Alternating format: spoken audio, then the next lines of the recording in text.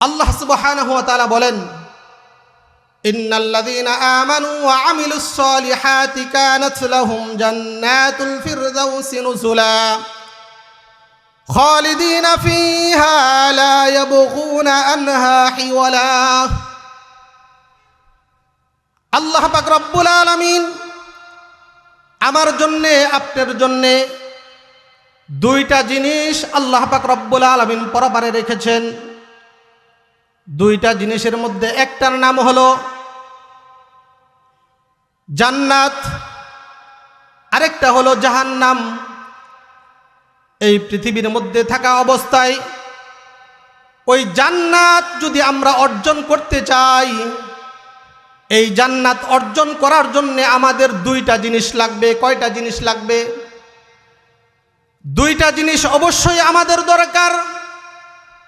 তবে এই দুইটা জিনিসের মধ্যে একটা জিনিস অবশ্যই ওই একটা জিনিস আমাদের লাগবে,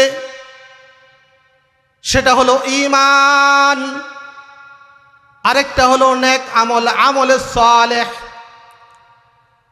এই দুইটা জিনিস আমাদের লাগবে জান্নাতে প্রবেশ করার কারণে।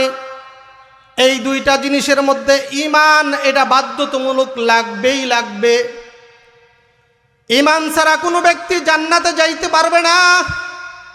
তার যদি আসমান পাহাড় পরিমাণ সমপরিমাণও যদি সে নেক আমল করে, তারপরেও সে জান্নাতে যাইতে পারে না যদি না তার ঈমান থাকে। আপনারা বলেন কয়টা জিনিস লাগবে জান্নাতে যাইতে গেলে? কয়টা জিনিস? দুইটা। এই দুইটা জিনিস লাগবেই লাগবে। এর মধ্যে একটা হলো ঈমান। এই ঈমান কি লাগবে? নেক আমল। নেক আমল যদি কিছু কম হয়, তারপরেও কি ঈমানের কারণে একদিন না একদিন আমরা জান্নাতে যাইতে পারবো। আর যদি ঈমান না থাকে, ঈমান যদি বিনষ্ট করে ফেলি, তাহলে আর যত ইবাদতই থাকুক না কেন আমরা জান্নাতে যাওয়ার কোনো সুযোগ নাই। এর ছোট্ট একটা উদাহরণ আপনাদেরকে দিব। আল্লাহর হাবিব মুহাম্মদুর রাসূলুল্লাহ সাল্লাল্লাহু আলাইহি ওয়াসাল্লাম সহিহ বুখারী হাদিসের মধ্যে একটা ঘটনা আনছেন। দুইটা মহিলার ঘটনা, একটা ঘটনা আনছেন হাদিসের মধ্যে, আরেকটা মহিলার ঘটনা হাদিসের মধ্যে নেই, ও অনেক পরে আসছে ইতিহাসের মধ্যে। একটা নারী খুব পাপিষ্টা, ইমানদার, কিন্তু মুসলমান ইমানদার ছিলেন, কিন্তু তার কার্যকলাপ দুনিয়ার মধ্যে ভালো ছিল না। সে পতিতালয়ের একটা মানুষ ছিল, নারী ছিল।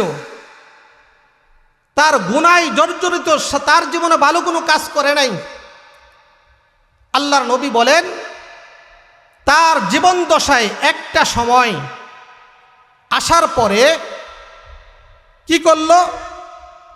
সে দেখতেছে একটা কুকুর ক্ষুধার্ত অবস্থায় কাতরাচ্ছে।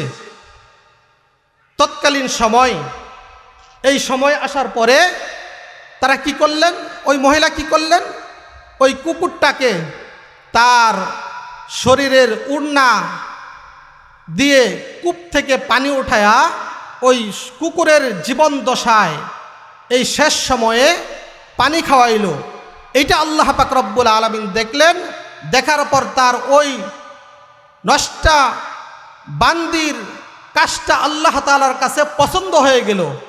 ওই মহিলাটাকে তার জিন্দিগির সমস্ত গুনাহগাতা মাফ করে আল্লাহ তাআলা তাকে জান্নাত দিয়ে দিলেন। সুবহানাল্লাহ। আরেকটা মহিলা, ওই মাদার তেরেসা বিষয়ে কিন্তু বাংলাদেশের মধ্যে অনেক ফাউন্ডেশন রয়েছে।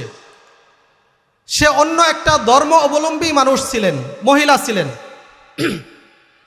তার জীবনে সে মানুষের কল্যাণমূলক কাজ সারা জীবন করেছে, মানুষের উপকার্থে সমস্ত কাজ করেছে। করার পরেও তা এমনভাবে করেছে, তার জীবনে সে চিরকুমারী ছিলেন, সে বিবাহ করে নাই। তার থিওরি ছিল, যদি আমি বিবাহ করি তাহলে জনমূলক কাজ, মানুষের সেবা, এটা আমার করতে যায়, আমার স্বামীর সেবা আমার করতে হবে, তাহলে এই কাজটার মধ্যে আমার ব্যাঘাত করতে পারে। এই জন্যে সে তার জীবনে কোনোদিন বিবাহ করে নাই। ওই মাদার তেরেসা যখন সে এই কাজ করলো, আপনারা বলেন তো, সে যখন জীবনভর সে মানুষের সেবায় কাজ করলো, মৃত্যুবরণ করলো, এই মানুষটা কোথায় যাবে? কথা বলেন, কোথায় যাবে? জাহান্নামে। তার জীবনে খুব ভালো কাজ করেছে, তারপরেও তার মৃত্যুর পরে জান্নাত নাই। কেন নাই? তার ঈমান নাই। আর ওই ব্যক্তি যতই পাপিষ্টা থাক, তার ঈমান ছিল। আল্লাহ পাক রব্বুল আলামিন তার একটা কাজ পছন্দ করে আল্লাহ পাক রব্বুল আলামিন কি করলেন? তাকে জান্নাত দিয়ে দিলেন। সুবহানাল্লাহ। তাহলে এই ঘটনার দ্বারা কি বোঝা যায়? এই হাদিসের দ্বারা কি বোঝা যায়?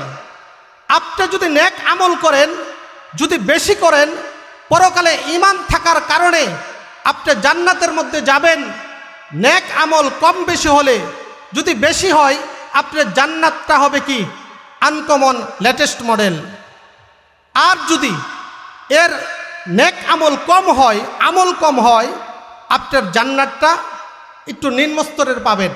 তাহলে নিম্নস্তরের বলতে একেবারে শেষের যে জান্নাতটা পাবে, নিম্নস্তরের জান্নাতটা পাবে, এই জান্নাতটাও তো এই দুনিয়ার 10 দুনিয়া সমতুল্য একটা জান্নাত পাবেন। সুবহানাল্লাহ।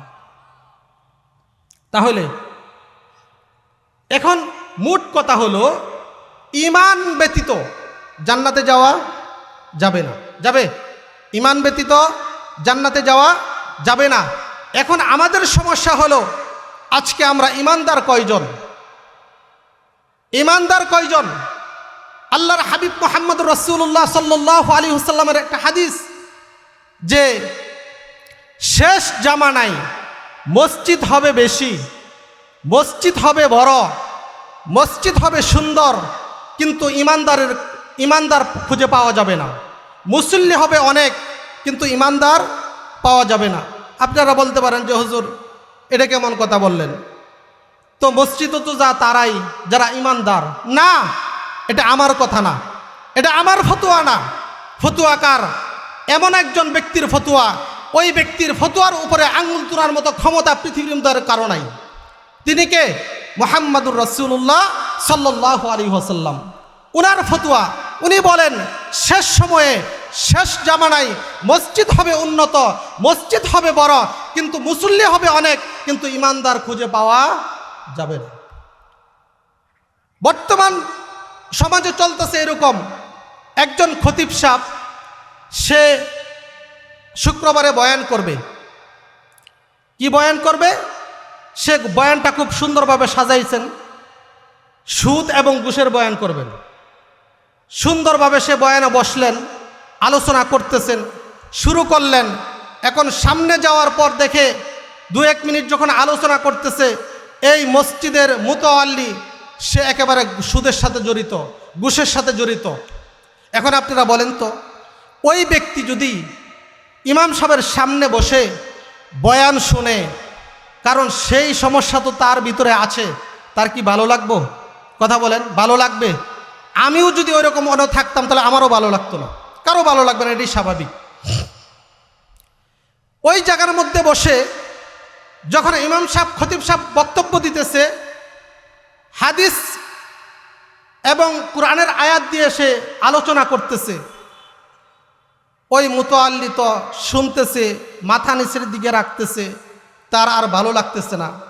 হঠাৎ করে একটা সময় দাঁড়ায় এসে বলতেছে যে হুজুর, আপনি কি বয়ান করার আর কোনো টপিক পাইলেন না? আপনার এটাই করতে হবে। আপনি বলেন, ওই ব্যক্তি মুতাওয়াল্লি ঠিক আছে, মুসল্লি ঠিক আছে, ঈমানদার হইতে পারছে? কথা বলেন, ঈমানদার হতে পারছে? ঈমানদার সে কি হতে পারে নাই, ঈমানদার হতে পারে নাই। দেখেন কুরআন শরীফের মধ্যে আজকে ঈমান কাকে বলে, এর একটা ছোট্ট একটা সংজ্ঞা আপনাদেরকে আমি দিব। এই যে কুরআন শরীফ, এটা কি? কুরআন শরীফ ছোট্ট একটা সংজ্ঞা আমি দিব। ঈমান কাকে বলে, ঈমান কি? এই কুরআন শরীফের বিসমিল্লাহর বা থেকে শুরু করে মিনাল জিন্নাতি ওয়ান নাস লাস্টের সিন পর্যন্ত, এর মধ্যে যা কিছু আছে সব কিছু আপনার অকাট্য রূপে দিল থেকে মানার নামই হলো কি? ঈমান। সংক্ষেপে বুঝতে পারছেন তো? বুঝতে পারছেন? অকাট্য রূপে। কারণ আমরা যখন মক্তবে ছোট সময় পড়তাম তখন আমাদেরকে ছোট সময় হুজুররা পড়াইতেন, আমানতু বিল্লাহি কামা হুয়া বিআসমাইহি ওয়া সিফাতিহি ওয়া ক্বাবিলতু জামিআ আহকামিহি ওয়া আরকানিহি। পড়ো নাই তোমরা? আপনারা পড়েন নাই? বিসমিল্লাহর বা থেকে শুরু করে মিনাল জিন্নাতি ওয়ান নাস, এর মধ্যে যা কিছু আছে আল্লাহ পাক রব্বুল আলামিনের সমস্ত কিছু, একটা হরফ হরকত সব কিছু মানার নামই হলো কি? ঈমান। কাফের হওয়ার জন্য, এই জন্যই বিশ্বের সমস্ত উলামায়ে কেরামের একমত, কাদিয়ানি কাফের, কাফের, কাফের। কাদিয়ানি কি? কাফের। কাদিয়ানিরা কিন্তু কোরআন শরীফ পড়ে, কোরআন শরীফের সব কিছু তারা কি? অবিশ্বাস করে না, কিন্তু একটা জিনিসের মধ্যে যে অবিশ্বাস করে কি? মা কানা মুহাম্মাদুন আবা আহাদিম মির রিজালিকুম ওয়ালাকির রাসূলুল্লাহ, এই পর্যন্ত মানে না কোনটা? ওয়া খাতামান নাবিয়্যিন, আমার আপনার নবী, শেষ নবী মুহাম্মাদুর রাসূলুল্লাহ সাল্লাল্লাহু আলাইহি ওয়াসাল্লামকে শেষ নবী হিসাবে তারা মানে না। এই জন্যে কাদিয়ানিরা কি? কাফের, কাফের। কাদিয়ানিদেরকে যারা তারা সাপোর্ট করবে তারাও কাফের, যারা কাফের না বলবে তারাও কাফের। তাহলে কোরআন শরীফের সমস্ত কিছুই অবিশ্বাস করা লাগে না। একটা শব্দ যদি কেউ অবিশ্বাস করে, খাতামান নাবিয়্যিন, এই দুইটা শব্দ অবিশ্বাস করার কারণে তারা কি? কাফের হয়ে গেছে। দেখেন আজকে আমাদের বাংলাদেশের মধ্যে আল্লাহ তাআলার গজব কেনই বা আসবে না? আপনারা হয়তো অনেকে সোশ্যাল মিডিয়া যারা ব্যবহার করেন তারা বলতে পারবেন, আমাদের দেশের মধ্যে এক বেয়াদব, কুখ্যাত এক বাউল ফাউল ও আল্লাহ পাক রব্বুল আলামিনের বিষয় নিয়ে, নাম নিয়ে যে কটূক্তি করা হয়েছে, এটা আপনাদের সভ্য ভদ্র একটা সমাজের মধ্যে এটা বলাটাও একটা কি? দূষণীয় হয়ে যায়।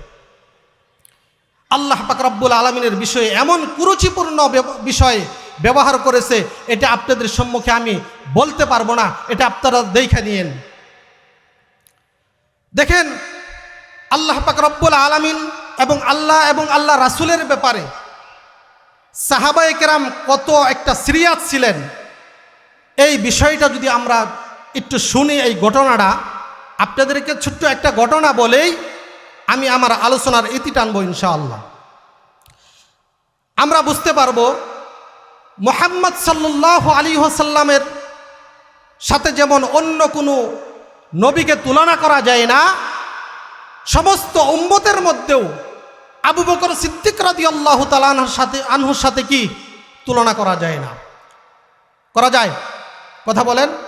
সমস্ত নবীদের নবী মুহাম্মাদুর রাসূলুল্লাহ সাল্লাল্লাহু আলাইহি ওয়াসাল্লামের সমকক্ষ কোনো নবী হতে পারে না। উম্মতের মধ্যেও আবু বকর সিদ্দিক রাদিয়াল্লাহু তাআলা আনহুর তুলনায় কোনো উম্মত হতে পারে না। এর একটা ঘটনা, আবু বকর সিদ্দিক রাদিয়াল্লাহু তাআলা আনহু ওনা কেমন ব্যক্তি, ওনার একটু পরিচয় আমরা দেই। পরিচয়টা হলো, আমরা খতিব সাহেব যারা আছে তারা সকলেই প্রতি জুমায় একটা হাদিস আমরা বলি, আরহামু উম্মতি বি উম্মতি আবু বকর ওয়া আশাদ্দুহুম ফি আমরিল্লাহি উমর ওয়া আসদাকুহুম হায়াআন উসমান ওয়া আকদাহুম আলী ওয়া ফাতিমাতু সাইয়্যিদাতু নিসাই আহলিল জান্নাহ। পরে কিনা হাফিজ সবাই, আপনারাও হাফেজ, তবে আপনারা আপনাদের মুখ হাফেজ না, কান হাফেজ। এটার অর্থ আপনারা এটা শুনতে শুনতে শুনতে শুনতে এখন কোনো ইমাম খতিব সাহেব যদি ভুল করে তখন বলবে হুজুর এটা ভুল হয়েছে, কিন্তু আপনাকে যদি জিজ্ঞেস করা হয় যে বলেন, আপনি বলতে পারবেন না, কারণ আপনার মুখ হাফেজ না, আপনার কান হাফেজ। কথা বুঝে আসছে? বলতে পারবেন না। তাহলে এর মধ্যে কি বলতেছে? কয়েকজন সাহাবীর কিছু বৈশিষ্ট্য আল্লাহর হাবিব মুহাম্মদুর রাসূলুল্লাহ সাল্লাল্লাহু আলাইহি ওয়াসাল্লাম বর্ণনা করতেছেন। প্রথম হলো আরহামে উম্মত, আরহামে উম্মত আবু বকর সিদ্দিক রাদিয়াল্লাহু তাআলা আনহু, ওনার বিষয়ে আরহামু উম্মতি বি উম্মতি আবু বকর। আবু বকর সিদ্দিক রাদিয়াল্লাহু তাআলা আনহুর বিষয়ে আল্লাহর হাবিব মুহাম্মদুর রাসূলুল্লাহ সাল্লাল্লাহু আলাইহি ওয়াসাল্লাম বলেন, আমার আবু বকর আরহাম রাকিকুল কলব, এমন নরম দিলওয়ালা উম্মত আর পৃথিবীর মধ্যে একজনও আসবে না। একজনও কি আসবে না? এমন নরম দিলের একজন মানুষ এই আবু বকর সিদ্দিক রাদিয়াল্লাহু তাআলা আনহু। এটা হলো قد سمع الله قول الذين قالوا إن الله فقير ونحن أغنياء, এই আয়াতের শানে নুজুল। আবু বকর সিদ্দিক রাদিয়াল্লাহু তাআলা আনহু একদিন এক ইহুদি এক বড় আলেমের একটা পাঠশালায় গেলেন। ওই জায়গার মধ্যে যাওয়ার পরে ওই ইহুদি ওই পণ্ডিতকে দাওয়াত দিতেছেন যে তুমি তো একজন বড় পণ্ডিত, 2টা কিতাবের পণ্ডিত, হাফেজ, তাওরাত এবং ইনজিলের হাফেজ, তুমি, তোমার কাছে অনেক দর্শক আছে, তাদেরকে নিয়ে তুমি বিভিন্ন দিক নির্দেশনা দিতেছো। তোমাকে একটা কথা বলি, তুমি আমার রাসূলের উপরে ঈমান আনো এবং রাসূলের উপরে যে নাজিল হয়েছে কুরআন, ওই কিতাবের উপরও তুমি তাসদিক করো, তুমি ঈমান আনো। তখন ওই ইহুদি পণ্ডিত, ইহুদি আলেম বলতেছে, হে আবু বকর, তুমি কোন আল্লাহর কথা বলতেছো? তুমি কোন আল্লাহর উপর বলতেছো ঈমান আনতাম? কোন কিতাবের উপর বলতেছো ঈমান আনতাম? যেই আল্লাহ গরিব ফকির আমাদের কাছ থেকে সাহায্য চাই, ওই গরিব আল্লাহর উপর ঈমান আনতাম? নাউজুবিল্লাহ। তুমি কি ওই আল্লাহর কথা বলতেছো? এমন একটা কথা বলার পর ওই সময় আবু বকর সিদ্দিক রাদিয়াল্লাহু তাআলা আনহু আর আরহাম থাকতে পারে নাই, আসাদ হয়ে গেছে। মুহাম্মাদুর রাসূলুল্লাহ ওয়াল্লাযীনা মাআহু আশিদ্দাউ আলাল কুফফারি রুহামাউ বাইনাহুম তারাহুম রুকআন সুজদান ইয়াবতাগুনা ফাদলাম মিনাল্লাহি ওয়া রিদওয়ানা সীমাহুম ফি উজুহিহিম মিন আসারিস সুজুদ। সিদ্দিক আকবর ওই সময় আর আরহাম থাকতে পারে নাই, আসাদ হয়ে গেছেন।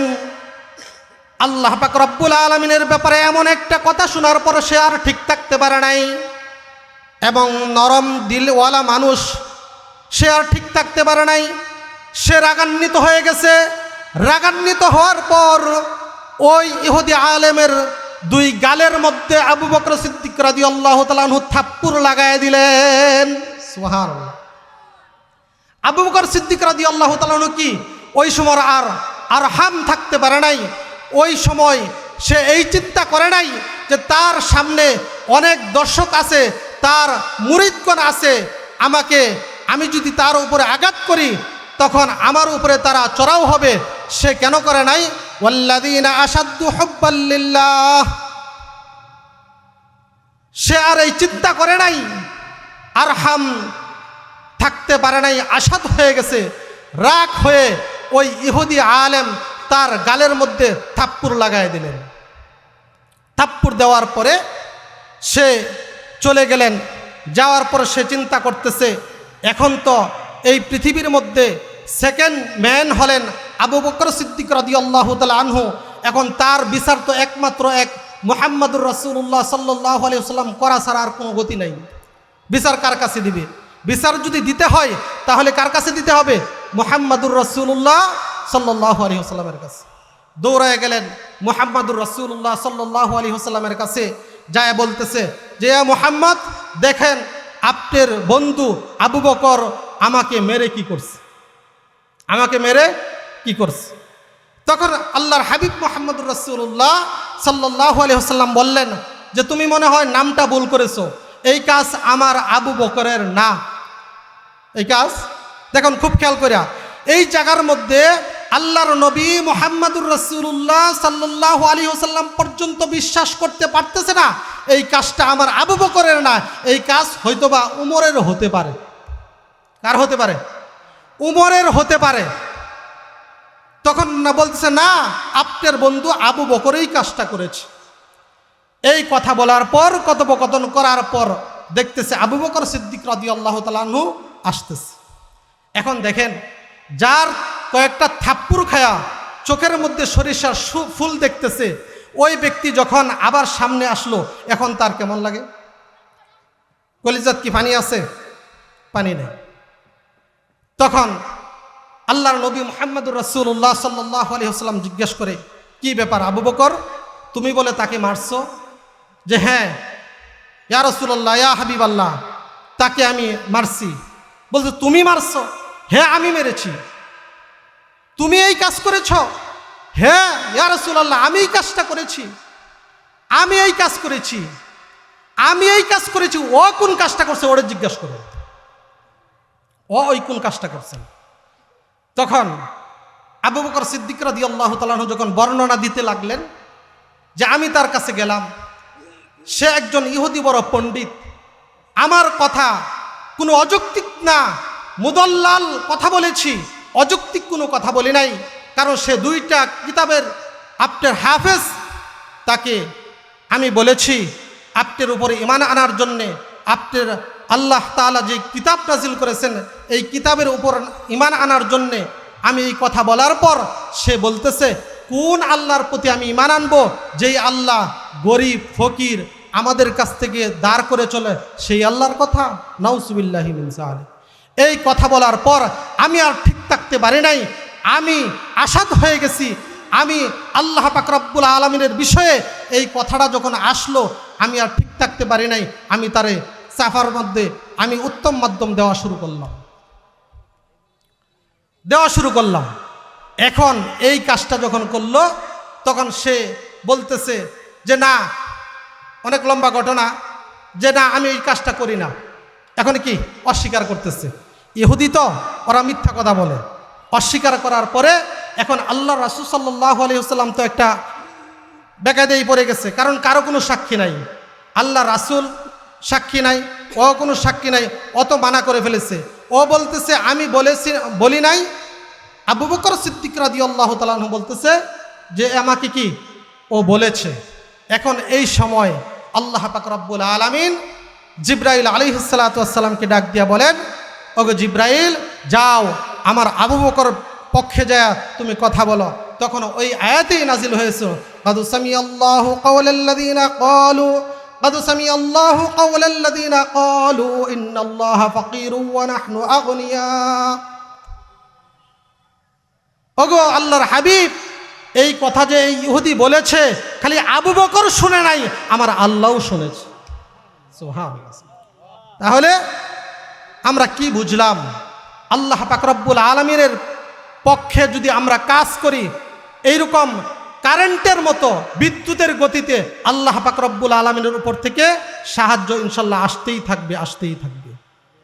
আল্লাহ পাক রব্বুল আলামিন এই ঈমান আর আমল উভয়টার আমরা সঠিকভাবে পালন করতে পারি, সেই তৌফিক আল্লাহ পাক রব্বুল আলামিন আমাদের সকলকে দান করুক। সকলে বলি আমিন। ওয়া আখিরু দাওয়ানা আনিল হামদুলিল্লাহি রাব্বিল আলামিন। আসসালামু আলাইকুম ওয়া রাহমাতুল্লাহি ওয়া বারাকাতুহু।